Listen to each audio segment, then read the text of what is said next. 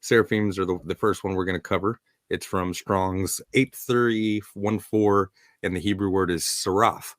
And so that is translated. They define it as a fiery serpent. Also means to burn, burning, snake, serpent, or dragon, winged flying serpent.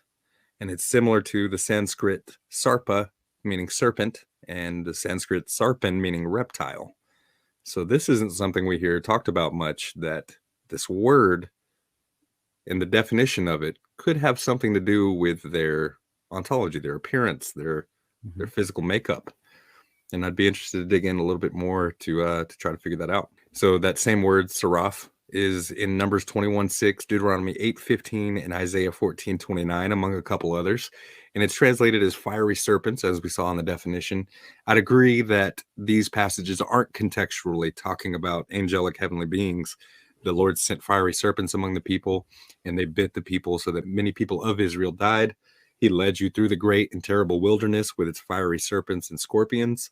In Isaiah 14:29, for from the serpent's root a viper will come out, and its fruit will be a flying serpent. That same word, seraph, which is where we get seraphim, for the angels, is also referred to fiery serpents. And they say that comes from the idea that when the earthly snakes would bite, that there was a burn from the poison and the venom.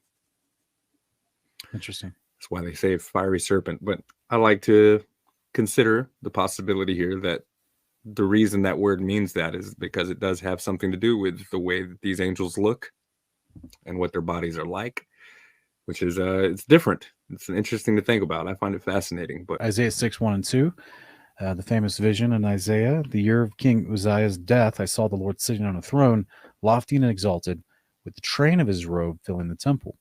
where? Seraphim the temple? Oh, another temple in heaven reference. I like it. Another temple, right? Where the throne is. Sounds like what the copy was made of, right? The Ark of the Covenant being the throne of God sitting in a temple.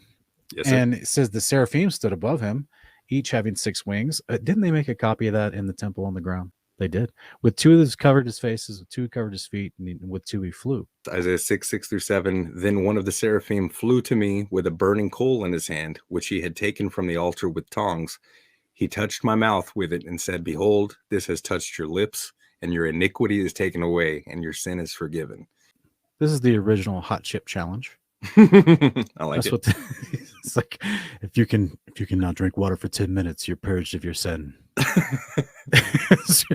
No, we're just playing. No. Right.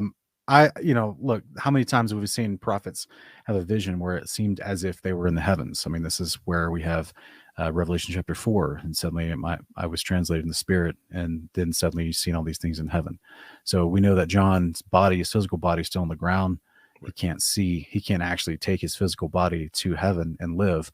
So this is why they have to do it in a vision, to where I don't know what that means. I don't know the physics of that, but that's the way it's consistently described, Old and New Testament. Right. And even in the book of Enoch. By the way, this is the only time that I'm aware of in the modern American canon that the seraphim are directly mentioned. Right. Isaiah 6 here. And so this is a moment here where there's a temple. There's a coal from the altar, or what's a burning coal in his hand from the altar. An angel is the mediator of this, and the end result is forgiveness of sin. Right. So I can only imagine medieval Catholic priests taking this way out of proportion and just burning people's mouths shut. Found this fascinating clip from a guy named Ben S. He's going to talk a little bit about Michael Heiser and some research he's put forth. We don't agree with everything Michael Heiser suggests from his understandings of spiritual beings, but this is going to touch on some interesting things that they found from archaeology. The Semitist Michael S. Heiser did his PhD thesis on the divine beings of the Bible, and he has spent his academic career specializing in the subject. He's well recognized as a leading scholar of ancient Israelite divine council theology. In this video, I'll be presenting Heiser's case that the snake in Genesis 3 wasn't a literal snake, but a serpentine divine being. The first step to understanding what Genesis 3 is doing with the serpent is to look at the word the author selects for the creature. So Heiser begins by examining this word nachash, spelled nun chet shin. There are actually 3 different ideas that can be circumscribed by these consonants. If we supply the vowels forming a noun, it refers to a snake. However, as a verb, nun chet shin forms the root of a word for deception or divination. Switching the vowels to get nochesh, you would get the diviner. Third, as an adjective, the word nachash could substantively mean the shining one. It's the root adjective for the noun nachoshet, which 140 times in the Bible is specifically used of brass, a shiny metal. In 1 Chronicles 4:12, we read of Ir Nachash, the city of brass. Or, for example, Moses is raising up the Nachash HaNachoshtan, the bronze serpent in the desert. Heiser believes Genesis 3 is using a triple entendre. It looks like with the serpent in Genesis, all three connotations are at play. The serpent is a deceiver and seems to hold certain divine knowledge, but we often also don't realize how frequently divine beings in the Bible are also described as shining or luminous. In Daniel 10:6, a derivation of Nachash is even used to describe the gleaming appearance of a divine being.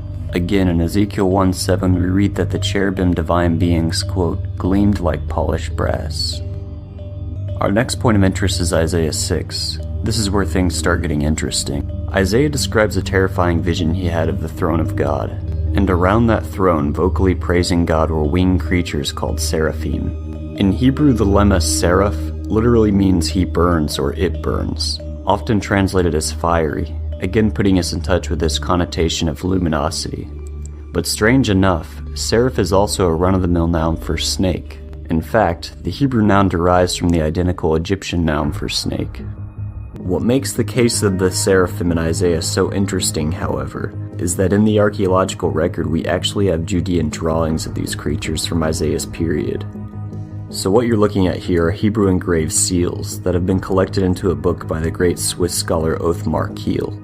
There's one of these seals, however, that is especially significant to our investigation. Benjamin Sommer at Jewish Theological Seminary has specialized in biblical texts describing theophanies like Isaiah 6. He states that this seal, quote, portrays Yahweh symbolically as a sun disk wearing a crown, a typical representation of Israelite Judean art. Yahweh is thus portrayed as king, and surrounding him are the seraphs. Quote, the text on this seal states that it belongs to a courtier of King Ahaz named Ashna.